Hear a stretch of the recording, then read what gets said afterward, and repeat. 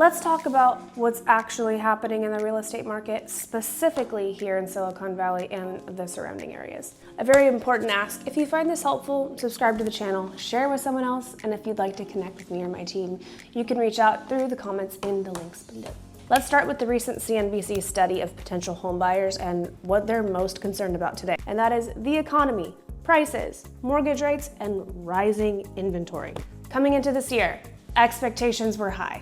I shared that we were in a fairly balanced normal market and that we should see strong pending sales alongside a much needed increase in inventory. I also said the biggest variable this year would be mortgage rates, and that has absolutely played out, driven by factors most people didn't fully anticipate. So let's unpack what's happening right now, starting with supply and demand, the number one measure of any housing market.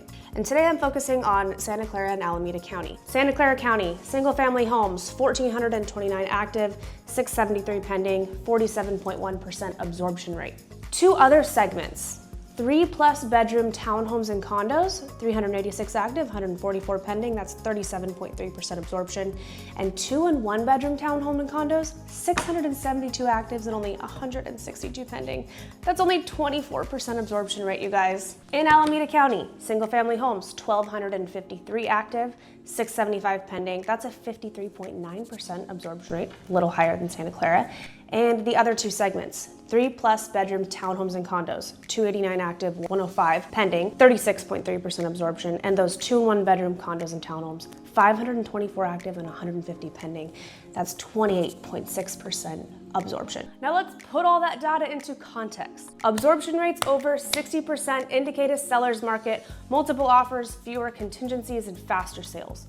Around 35% or lower leans toward a buyer's market, where there's more negotiation and longer days on market. What we're seeing right now is a very segmented, bifurcated market. One interesting trend: there are significantly more fully remodeled homes hitting the market. In one neighborhood we're tracking, about 70% of the inventory is newly remodeled, compared to a typical 25%. That creates stronger competition for sellers who haven't updated their homes. Microclimates are very strong and varied right now.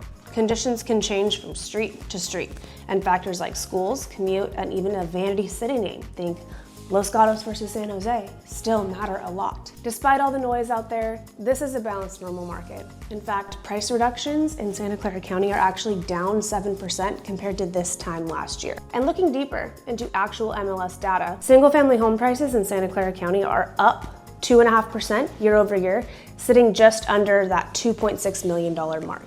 In Alameda, they're up 8.4% at just under $1.6 million. Both markets are at all-time highs and holding steady. However, inventory itself is down 1% year over year, even though it was already historically low, and pending sales for single-family homes have increased every month this year.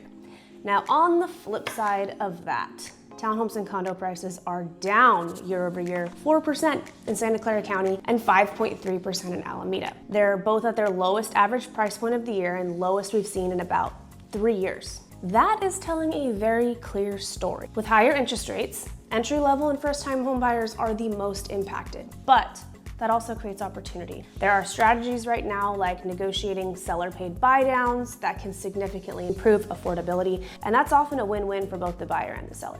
And as far as affordability, on a $2 million mortgage in the Bay Area compared to mid-2025, buyers today need roughly $20,000 less in income to qualify at a similar ratio, and the payment is about $500 less per month. At the same time, wages in the Bay Area have increased year over year. On the economic side, unemployment is holding steady at 4.3%, and 172,000 jobs were added nationally in May, well above expectations.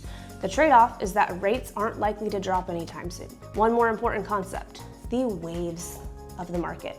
When things heat up, demand typically moves in this order: single-family homes to 3+ bedroom townhomes to condos and 2 and 1 bedrooms. And when things slow down, it reverses. Right now, what we're seeing is a market that is stable.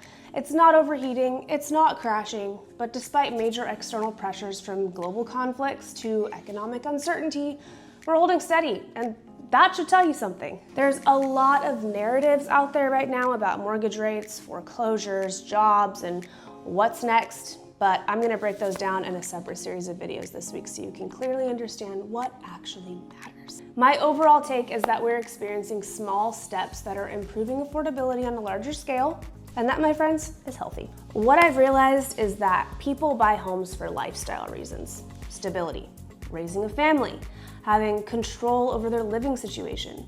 And appreciation is a great long-term benefit, but it's usually not the primary driver of a home purchase. And people make intentional choices and trade-offs to make that happen. So if you're thinking about buying, here's a question I want you to consider.